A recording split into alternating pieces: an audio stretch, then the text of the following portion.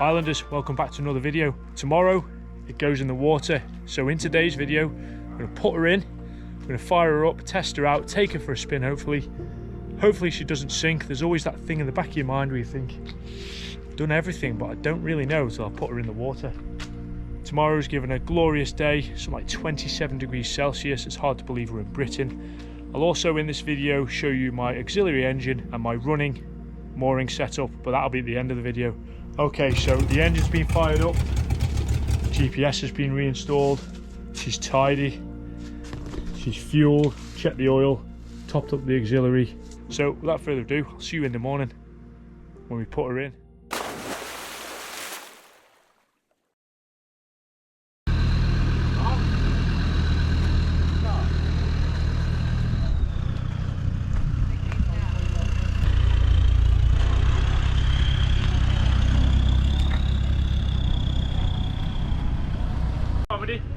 I don't know if it floats, to be honest. Oh yeah.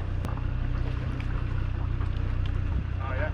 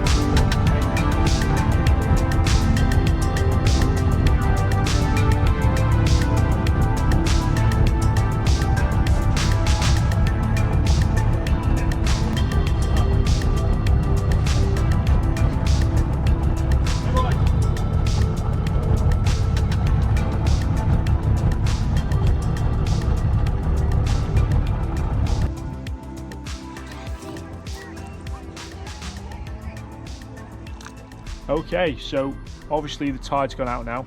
I'm going to do a quick debrief of the trip out, and it is quite funny actually. But I'll also show you the mooring rope setup. It's a running mooring here, so I'll show you our setup there. Thanks to Paul, by the way, you legend, the father-in-law, he pretty much sorted that for me. The previous owner told me one of the last jobs he did on this boat, bearing in mind it was sat derelict for a while, was replacing all the steering cables. Well, the truth of the matter was, he put them in back to front, or the wrong way round, however you word it. You turn left, the boat goes right, you turn right, the boat goes left. That was quite tricky to get used to, so I'm going to have to sort that out. Then, just before we set off, and I should have done this before to be fair, we did a quick comms check with Belfast Coast Guard, which is the nearest Coast Guard to us, on channel 16. So needless to say, the aerial's been cut, so there was no comms. Not ideal. other than those little minor issues, everything ran absolutely sweet. I did check several times that she wasn't taking water on. I wasn't sure if there was any corrosion around the drain plug. All was fine. Got a bilge pump, remember. Let's have a quick look around their mooring setup, and then I'll talk some more about future plans. This is a tidal harbour here, so essentially you need ropes and lines to be able to lift the boat up and down with the tide. Obviously it's low tide right now. I'll overlay some footage of it at high tide. But you can see there's a ring right at the top here where I fasten my line to, and essentially you run it through there, and that's how you pull the boat in when you want to get on it and release it back when you want to take it off. That's doubled up with shackles. It's got a bow line and loads of half hitches, so it's pretty legit. And then at the rear here, so we have this chain running along the harbour, and I'll try and support this with aerial images. I've got the drone up in the sky. So down here off the main chain I have a chain that I found in the harbour, which is nice because I did actually buy ropes for this, but this is perfect. Coming to a shackle, and then my main running line here goes all the way back under the boat, or to the side depending on how the harbour is, and it runs up through here. So that's how I've pulled the boat back. Then on the back here we've got my stern lines connected, and these are set to the cleats.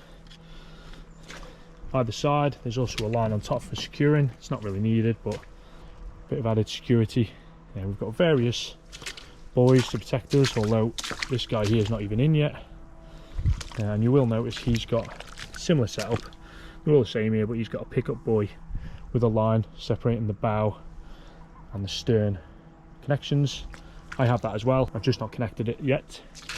And then on top we've got the bow cleat running through here and fastened to this really high-tech pipe, and that just stops the lines from separating and becoming a bit of a mess.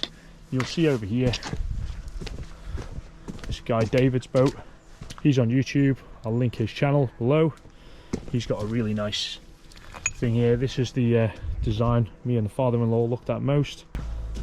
And then these lines run up the cobbles to the top where it's connected. Simple in design, but took a bit of getting used to. The line, I believe, is 18mm diameter nylon, so good. It's important that it does sink so that other boats don't pick it up on the way through.